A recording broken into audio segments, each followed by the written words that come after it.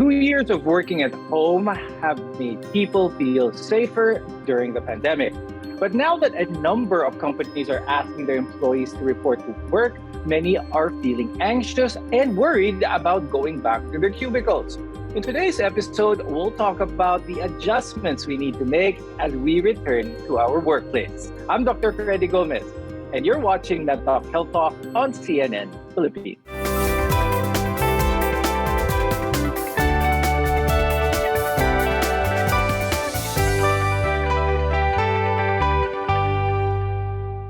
To talk about how to safely return to work, we are joined by Ms. Marie Paz Consolacion Manaligod. She is a psychologist from the Miriam College. Also with us is Dr. Ana Margarita Cruz, who is a psychiatrist from the Medical City. Daily cases of COVID-19 have been going down and people are slowly readjusting back to a normal schedule. But the question is, why are some people still reluctant on returning to the workplace? I'll start the conversation with Ms. Paz. Can you explain what could be a possible scenario kaya kung bakit ganito? Kasi it's again a transition, di ba? So pre-pandemic, we were used to working, to traveling, and then suddenly we had to be locked down, locked in place, right? And now we're slowly getting back to our offices. And again, that would be a transition for us, a change. So again, we have to adapt, no? And usually it takes time for us to be adapting, no? To being with friends again, maybe missing your home environment, no? And maybe getting also anxious about the new people, because I know you would also have new hires even during the pandemic, and maybe changes that will be going on. So this transition would also cause, in a way, stress. But according to the International Labor Organization, work productivity actually surged during the pandemic while most people were working from home. This actually does not support the notion that people are only productive when they are in the workplace. Now, despite these, we cannot ignore that there are industries that might require people to report back to their office or back to their work.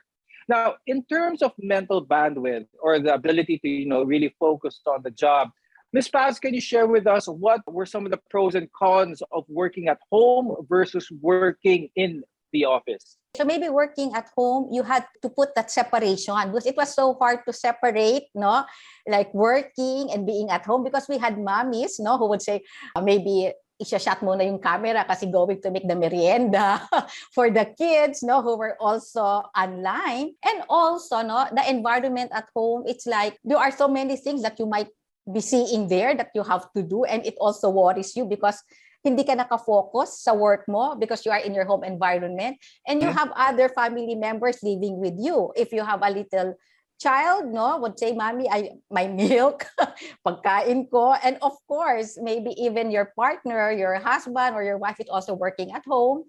And the bandwidth, right, the connectivity was also a concern there. It's not like when it's face-to-face, no problem with connectivity. Okay, so maybe that would be one of the disadvantage. But of course, an advantage would be we have enjoyed being at home. We were able to bond with family members, right? And of course, again, the traffic, the daily grind, like, so we had a free time on our hands, right? So we were able to naging plantito, plantita, new recipes because of that free time. It could be like 2 hours or more than because of the travel. But some people are experiencing what we call post-pandemic anxiety. Before, there was the anxiety of uncertainty during the pandemic, but ngayon, merong post-pandemic anxiety. I'll ask Dr. Ana, let's talk about what anxiety is, because a lot of people may have an idea of it, but yung pala, what they feel is already considered to be part of anxiety. When does this become cause for concern for someone? Of course, anxiety is a common human reaction to any perceived threat, to change, to adaptation also. It's a vague sense of apprehension. It may manifest as bodily sensations. So it could manifest as palpitations, tightness in the chest, trembling, sweating. This is all normal, but it only becomes a disorder or an anxiety disorder when this becomes debilitating. For those who are having trouble adapting, coping. We've heard of anxiety attacks. We've heard of panic attacks. So anong difference between these two? How can someone differentiate what they're feeling as an anxiety attack compared to a full-on panic attack? Anxiety is more vague, diffuse. It's a Mhm. response to an unknown threat, when the threat is not a direct threat. Mhm. For example, it comes from your mind's interpretation of the possible dangers that could arise. And we Right. know that sometimes our imaginations get carried away. And then panic attacks are sudden bursts of intense bodily sensations, like the ones I mentioned: palpitation, sweating, basically anything related to the fight or flight response. When does medication come into play? Does medication come at a certain point, or is medication for these types of disorders a supplement, something to help the coping mechanism? The number one thing to ask would be if it's already becoming debilitating. Then maybe Okay. you need to relieve some of the physiological symptoms happening there. But you also have to take into account, is this person able to make lifestyle changes that may perhaps decrease the stress or alleviate the stress a little bit? Some research going on now has seen links to improvement of anxiety also with practices like mindfulness meditation. There's also, this has long been proven, but none of us do it a lot, exercise. So when we return, though, we'll take a closer look at what happens when we let the stress get the better of us. We're in connection to health. Let's talk health talk. We'll be right back.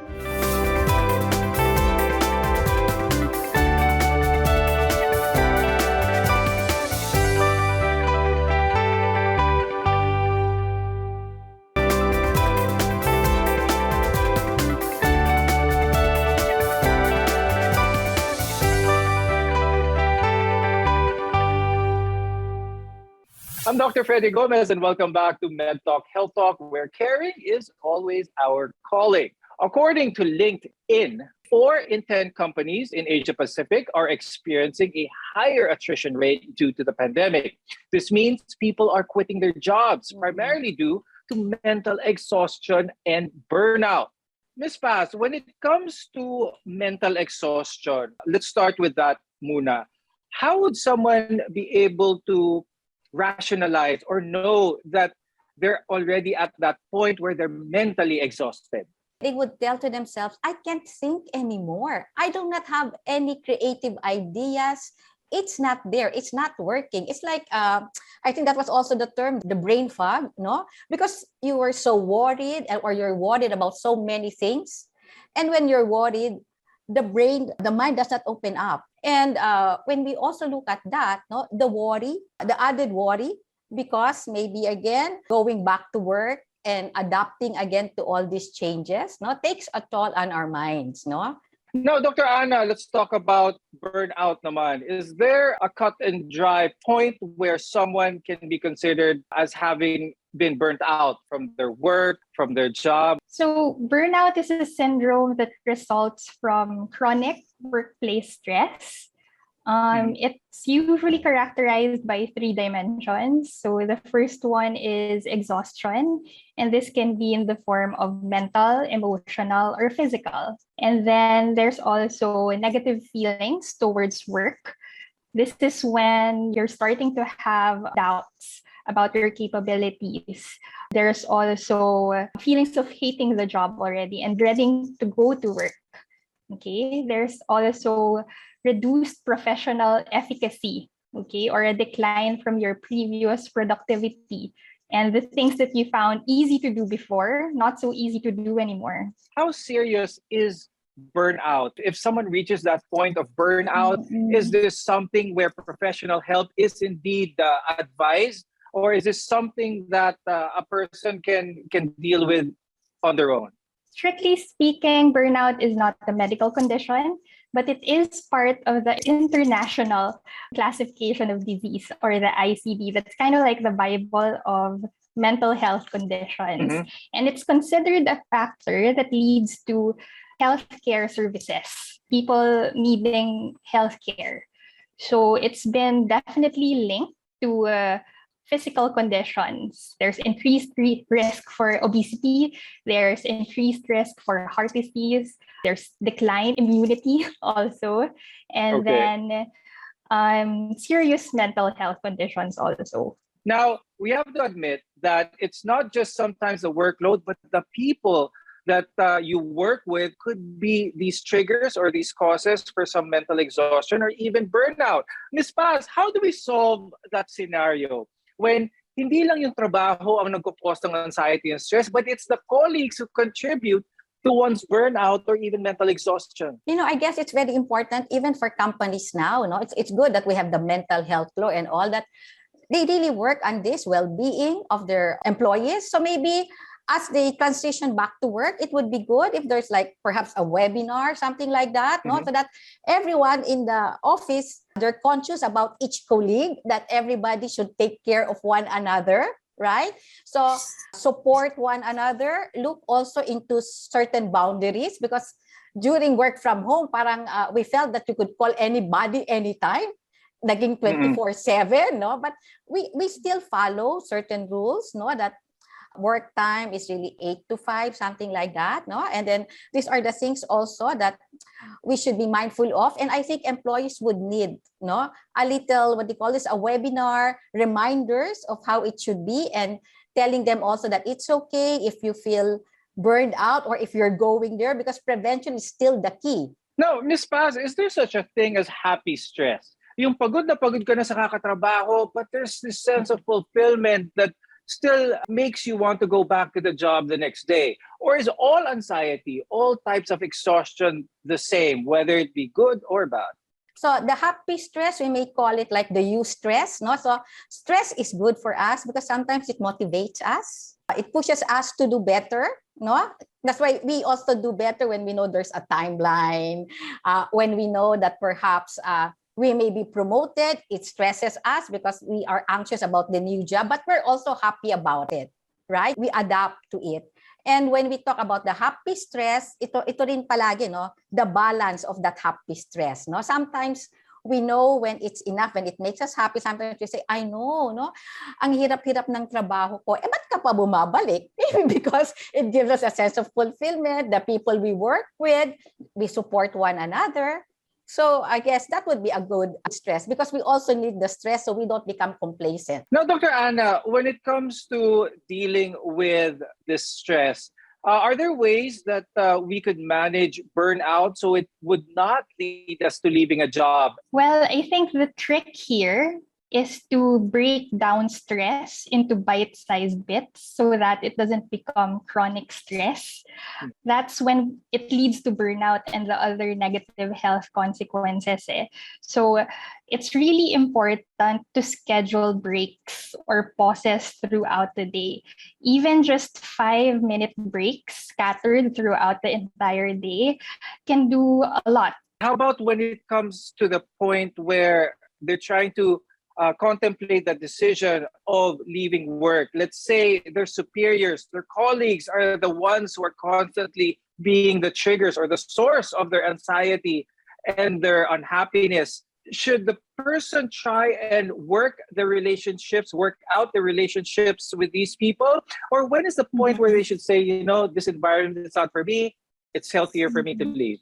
Taking a step back or taking a leave, maybe a transient leave during this time may be helpful. This is for you to be able to assess the pros and cons of staying or leaving a job. In the heat of the moment, it's not really wise to make very rash decisions. So I think this is the importance of taking a step back, paying attention to your needs first, and then making the decision. Now, Dr. Anna, my next question for that is, if any of our viewers feel that they're in this situation where they're contemplating these heavy decisions to make with their lives, is it a good time to talk to a professional with this? Or can just talking to a friend, talking to a relative be enough consult for them to achieve a proper answer? It doesn't have to be a professional, as long as this is a person that you trust and that you look up to. Okay, we all have that person in our lives that we go to in for difficult moments in time. When we come back, we'll provide tips on how you can cope in the workplace. This is Med Talk Health Talk. Stay tuned.